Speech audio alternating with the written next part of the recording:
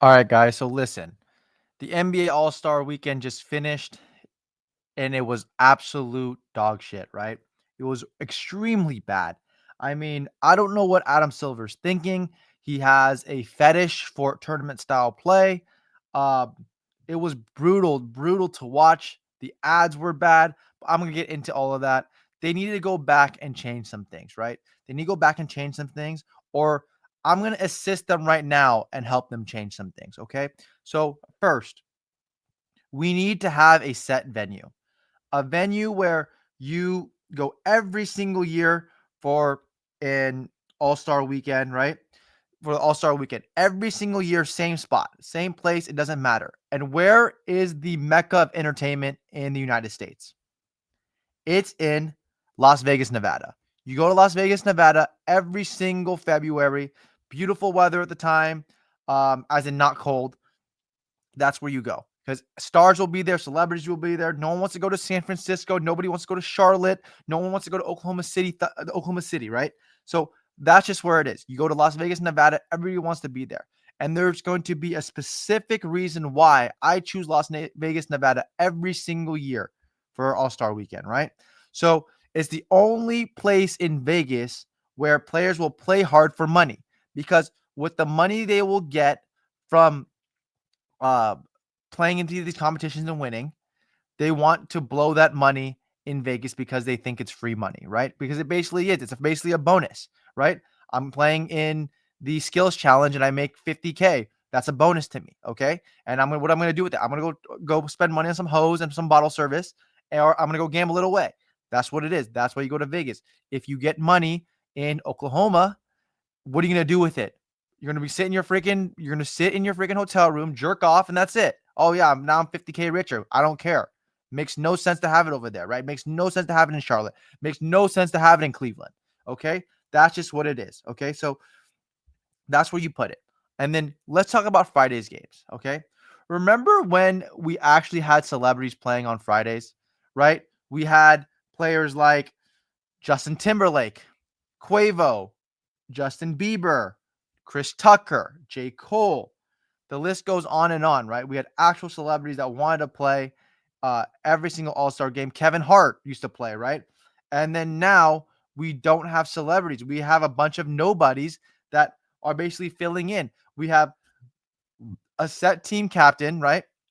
As in Kai Cenat and Drewski this year, and they promote them heavily while you have a bunch of nobodies playing. And that's just the truth. I mean, some people know these people, such as Shelby, whatever, McElwain, and Russell and Rome Flynn, but no one knows them. No one knows who they are.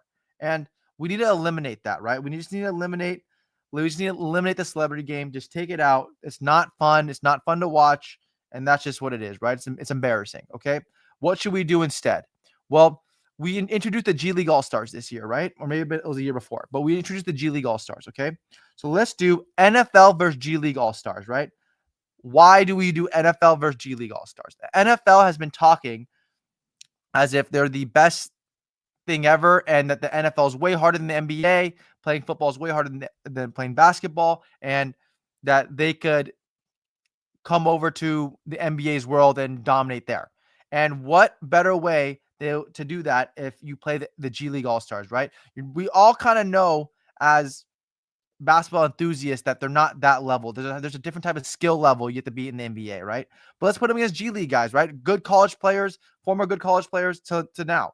Put against G League guys, right? So we can do a couple of ways we can do it. We can do NFL teams. You get Puka Nakua, Micah Parsons, CJ Stroud. Those guys have already competed in celebrity games. You get Keenan Allen and Derwin James. I just put him there because I know Keenan Allen can play basketball and I know Derwin James can play basketball, right? So I put them there that way. That's what I would do if I was Adam Silver, right? For instead of doing the celebrity game, we do NFL versus G League. Maybe you don't promote it as an NFL because maybe that gets in trouble with the NFL, but you can have these NFL players that have already participated in celebrity games that want to play. They always want to play basketball. Trust me. I used to play at 24-hour fitness and Chargers players come in freaking vines and come in uh like 5 hours at a time 5 hours playing basketball all day, right? That's what they do. They just enjoy it so much. So you do it against the G League All Stars, right? You got like this year, you had Reed Shepherd, Leonard Miller, Mac McClung, JD Davison, Bryce McGowan. So you put it against them because that's their G League team this year. So, but obviously Reed Shepherd won't be there next year, but they'll just freaking substitute other players in, and that's what you do. Okay. And for the NFL, you can talk about the height difference. Oh, the NFL players aren't tall enough. Okay, well, maybe you add an O lineman here and there because you get like around 6'7", 6'8". That will help a lot, right? So now let's talk about the Rising Stars game. Okay. The Rising Stars game, you just need to give them 15K for each player because again, they're gonna blow the money on girls, on freaking table games, this and that. Maybe they're too young for table games, but blow it on girls. Like that's what you do. You need to give them money to, and 15K to a 20-year-old is a lot of money, and especially in Vegas. So that's what you do, right? And we can see here, I put a photo of Michael Jordan gambling right here. He's in Atlantis, Bahamas, actually, but nevertheless, he's gambling. Gilbert Arenas is gambling right here. And 15K means a lot when you're gambling away later that night. So that's what you do. Let's move on to Saturday.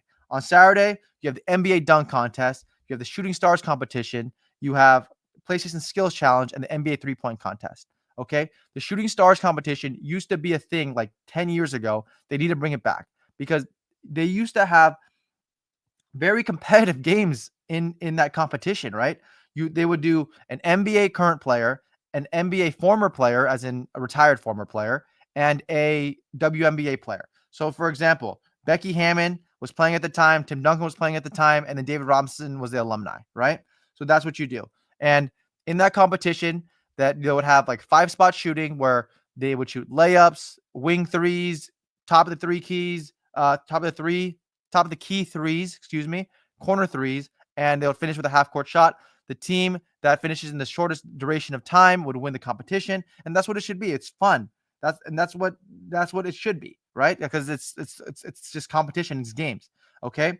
And then next, let's do the NBA dunk contest like this. We get 6 competitors, right? 6 competitors. You get 3 NBA players, okay? 1 G League guy, aka Mac McClung, one fake celebrity, aka high jumper. Maybe you can even cross them out, just do 5 contestants, and then you do 1 NFL player. NFL players, if you can see, they're really athletic. Cornerbacks, wide receivers, extremely athletic, right? They're lean.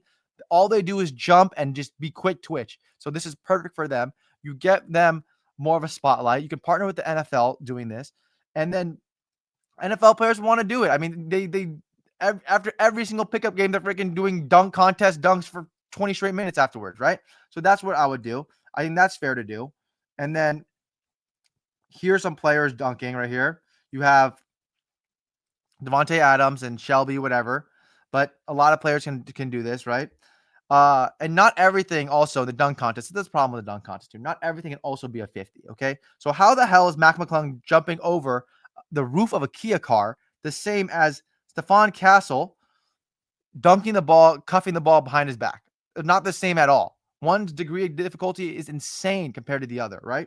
So that's not fair to Mac McClung.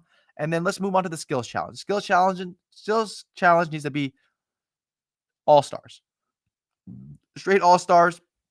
Get Donovan Mitchell there. Get Cade Cunningham there. Get Darius Garland in there. Get Kyrie Irving in there. And then you can give 40K to charity or whatever PlayStation gives them and give them that money because PlayStation owns the skills or is a big sponsor for the skills challenge.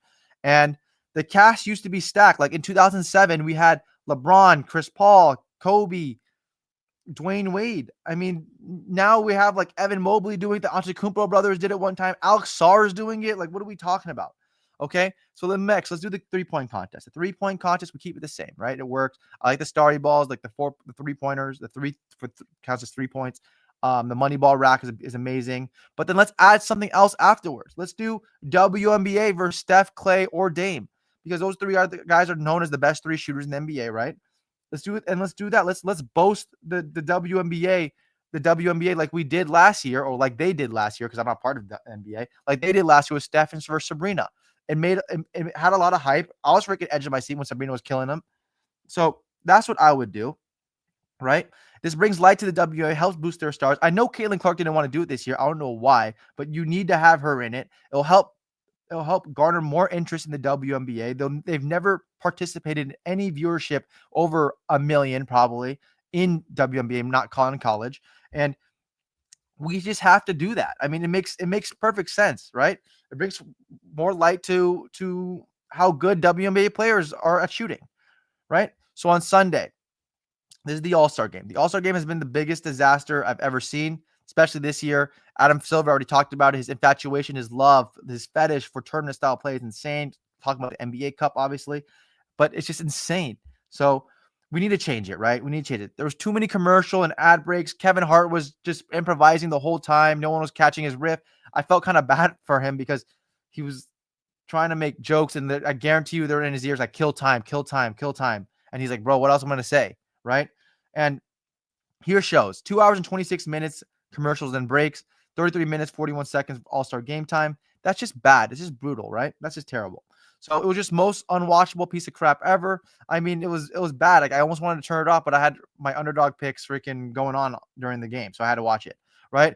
And in the middle of that championship game, the score was like 20-11, and they gave appreciation for 20 minutes to the TNT crew, which was extremely bizarre because even Jason Tatum talked about it. And he said that why are we stopping a game and getting our legs cold and risking injury because of soreness and aching?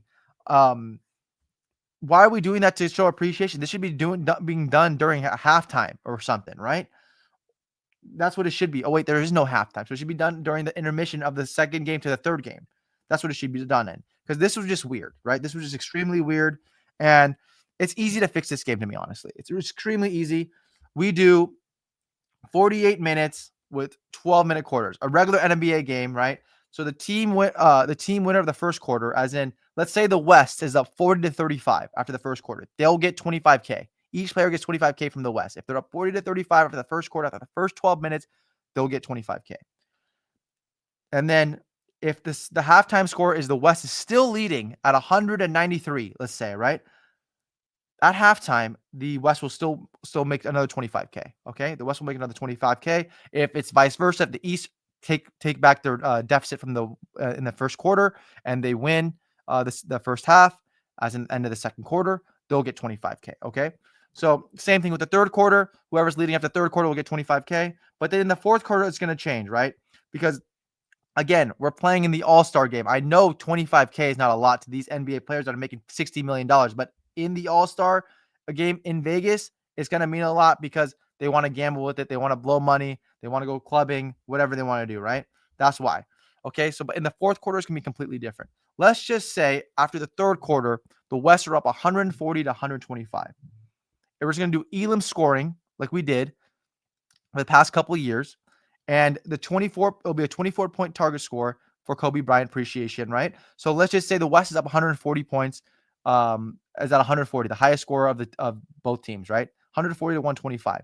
The score, it will be the first to 164 points. The first to 164 points will be the winner, and the East have to make up a lot of ground to win, but not so fast because the East, instead of being down by 15 here, right? You see 140 to 125, they'll only be down 140 to 130 because it's the last quarter. We want to make the game interesting. A 10-point lead is a big enough a 10-point deficit is a big enough penalty to try to guarantee a West a win without guaranteeing them a win, right?